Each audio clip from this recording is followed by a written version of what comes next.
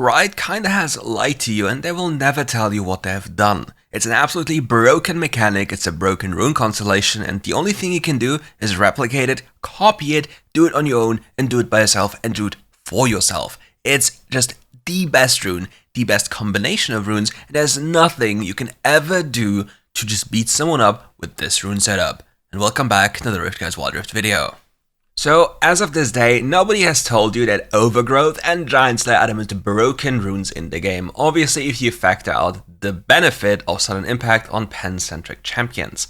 However, Overgrowth is quite the banger of a rune, and here's why. When 2 minions or 1 monster are killed nearby, permanently gain free health. Max health can be increased infinitely and gain a bonus of 3.5 max health upon reaching 30 stacks. So what does it do for you in terms of numbers? So let's say you do 1 full clear as a jungler. Those are 14 monsters. You have 4 raptors, you have 3 wolves, you have 1 gromp, 1 blue, 1 red, and the crocs are up to 4 monsters as well. Because here's the deal. Overgrowth counts for every single monster you kill, be it a small one or a big one. Therefore it's 14 monsters per clear, and 14 times 3 is 42. Now if you add the Scuttle Crab to the mix, you get another 3, which is 45, and now comes the real kicker. If you go for a gank and go for an enemy wave, you'll get up to 6 HP per wave, and you just have to stay close for this. It doesn't matter if you get the last hits or not. And here's another secret. You only have to be in experience range to get those Overgrowth stacks. And for example, if there's a mid or late game thing happening just walking around the map, you can share. Don't forget, it's always very beneficial for you to share waves with your allies because it's literally free gold if there's another ally close to you because he gains a percentage of that one. And he also gains the Overgrowth stacks. So let's just imagine you're a farm-heavy jungler that just walks around the map and farms out things. If there's a huge wave incoming, you can share with an ally who also has Overgrowth. Then you go for the jungle and he follows you around and you gain even more Overgrowth stacks, which will grant you even more HP. Let's put this into perspective. For example, you're a Xin Zhao. You clear your jungle and it's roughly around minute 6. At level 8, which you should be at that time if nothing major happened or anything like this, you have 1343 base HP. No items, keep that in mind. Now with Overgrowth you'd had 1517 HP. And that is only with a jungle clearing, by the way. That is more HP than a Ruby Crystal provides you, which is 500 gold in value and is infinitely stacking. So what happened here? Why do you gain so much HP? Let's look at this scenario. You're a Xin Zhao, you clear Croc, Red, Raptor, Wolf, Blue, Gromp and do it twice, and you clear 1 Scuttle. That is 29 stacks if you paid attention. With 29 stacks you'd have 1317 HP level 7 with Overgrowth. Without Overgrowth it would be 1230, so not that big of a gap yet, right? And now it's getting a little bit crazy because you gain the bonus HP once you kill another camp. For reference, again, let's say you're playing Gwen, a super slowly scaling champion that in the jungle role is really slow. And let's say you clear Croc Red Raptors, Wolves Blue Gromp Scuttle, Croc Raptors Wolves Gromp, Red Croc Raptors Wolves Blue Gromp. That is 41 monster kills. And then you'll have the HP of 1527 on level 8 compared to 1353. And that is only with farming jungle suboptimally on a slow as hell champion like Gwen. And around 610. And keep in mind, you haven't touched any minions yet, so you kinda see how broken this rune becomes as game time goes on. And there's also a way playing hyper farming jungles that are super fast, like for example Kayn, to utilize this mechanic to gain even more gank windows, to then gain more Overgrowth HP, and even contesting enemy camps, because as you see, Crocs and Raptors are really valuable, well, the most valuable, for the Overgrowth stackers. So you can do the following. Croc into Raptors, then into Red, Wolves into Gromp, and then Blue. Then you have Scuttle or Gank. In this suboptimal clear, the blue buff will die at 142, but keep in mind, all the other camps respawn earlier. Then, when you don't go for Scuttle or a Gank, you still have a window for a play up until like 221 where your Crocs respawn. After this, it's 240 when your Raptors respawn, and you have another 28-second window from Raptors to Wolves where you can do anything you want. After Wolves, it's like a 26-second window until Gromp respawns, and then you can do whatever you want again. You can hover your top laner, you can pretend that you're going to invade, you can literally do whatever you want. And after you kill Gromp, which is at 324, there's a massive window up until the Croc respawn. However, your red buff will already be respawned at 333. So what you can do here is you go for an invade on the enemy camps, go for proactive play or literally anything you want, because you only have to be back for your third croc respawn at 425. Keep that in mind, your third camp's respawn, your most valuable camp's respawn is at 425. And depending on what objective you want to play for, you're in perfect position to go for either, because then after Crocs you'll go for Raptors and then you're at mid lane, leaving you with every choice on this planet to go for any play you want. Now with this rune being as OP as it is, what can we do about it? Giant Slayer is the perfect answer for this. Many people still believe that Giant Slayer works completely different as it actually does.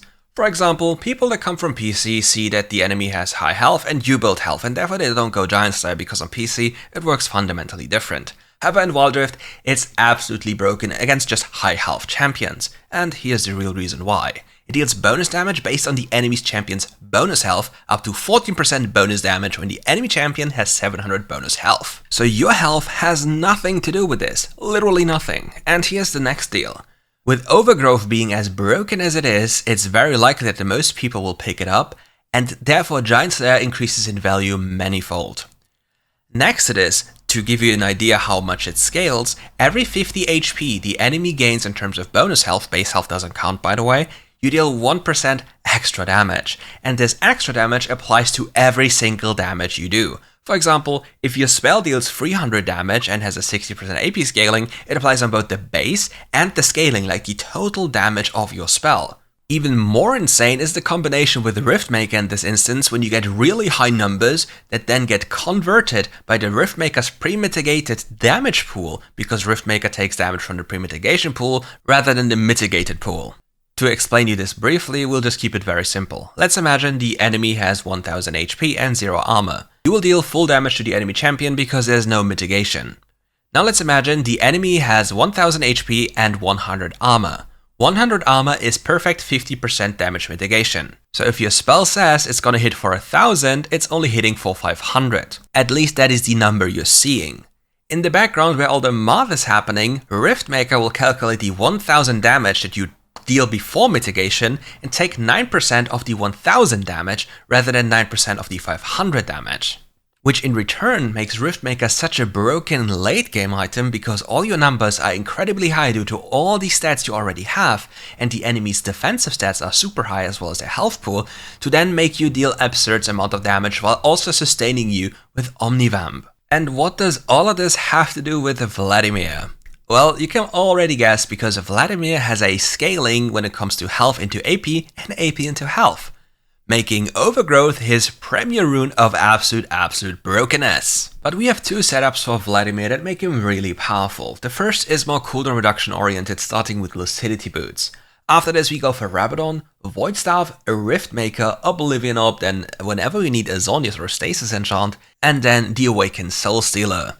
This will provide us with a lot of sustain, extra damage, basically everything we need to take over fights. And for runes we have Phase Rush, because Vladimir doesn't really lack damage, Gathering Storm, Giant Slayer, Omnivamp, and obviously Overgrowth. The other build is more damage oriented, like high burst damage, and here we start with the runes Electrocute, Sudden Impact, Mark for Weak, Eyeball Collector, and Overgrowth. And as for your items, you want the Boots of Mana into Prophet's Pendant.